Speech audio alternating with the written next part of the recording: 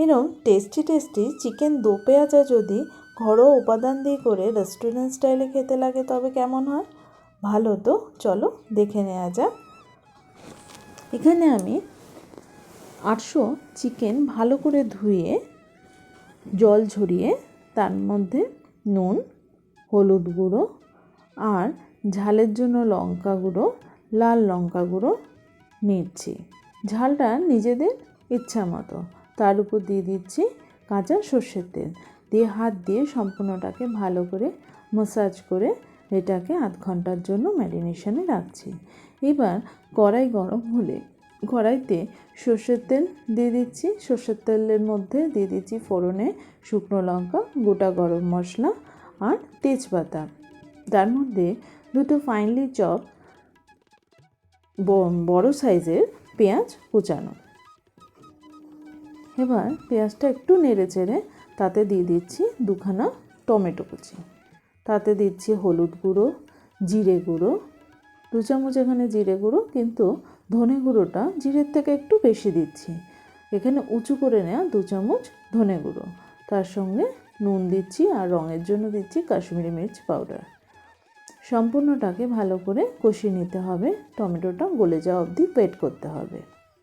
সম্পূর্ণ মশলাটা কষে গেলে পাশ দিয়ে একটুখানি তেল ছেড়ে আসবে, তখনই বোঝা যাবে যে আমাদের মশলাটা কষে গেছে।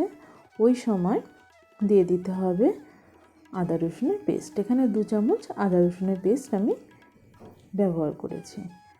আদা রসুনের কাঁচা গন্ধটা চলে যাবে, তখন দিয়ে দেব উঁচু করে নেওয়া 2 টেবিল স্পুন আলমন্ড বাটার। এখানে মগজদানাও চাইলে ইউজ করা যেতে পারে, তাতে স্বাদের কোনো হেরফের হবে না। এবার বাদামের কাঁচা গন্ধটা চলে গেলে ম্যারিনেট করে রাখা চিকেনটাকেও দিয়ে দিচ্ছি। চিকেনের মধ্যে সম্পূর্ণ মশলাটা যাতে মেখে যায় ওইভাবে হাতার সাহায্যে এটাকে ঘুরিয়ে ঘুরিয়ে নিতে হবে। এবার ঢেকে রাখছি। ঢেকে মশলাটা আর চিকেন থেকে যখন তেলটা বেরিয়ে আসবে ওই সময় দিয়ে দেব আধ বাটি ফেটিয়ে রাখা টক দই। এই টক দইটা ফেটানোর সময় আমি অল্প একটু নুন আর হাফ চামচের মতো চিনি ইউজ করেছিলাম, যাতে টকের ব্যালেন্সটা ভালো থাকে। এবার টোটাল রান্নাটাই হবে স্লো ফ্লেমে। ঢেকে রাখছি। টক দই থেকে অটোমেটিক আর চিকেন থেকে জল বেরোবে। এবার একটা ফ্রাইং প্যানের মধ্যে 2 চামচ ঘি গরম করে তাতে সাদা জিরে দিলাম। সাদা জিরেটা একটু লাল লাল হয়ে গেলে তখন দিয়ে দিচ্ছি কসৌরি মেথি।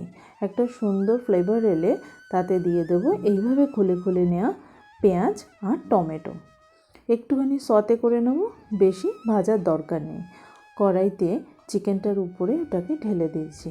তার সাথে দিয়ে দিয়েছি ফ্রাইং প্যানে যে ঘিটা ছিল ওর মধ্যে অল্প একটু গরম জল দিয়ে ওটুকু দিয়েছি। এছাড়া কোনো রকম জল এটাতে ইউজ হবে না, টক দই থেকে জল বেরোয়।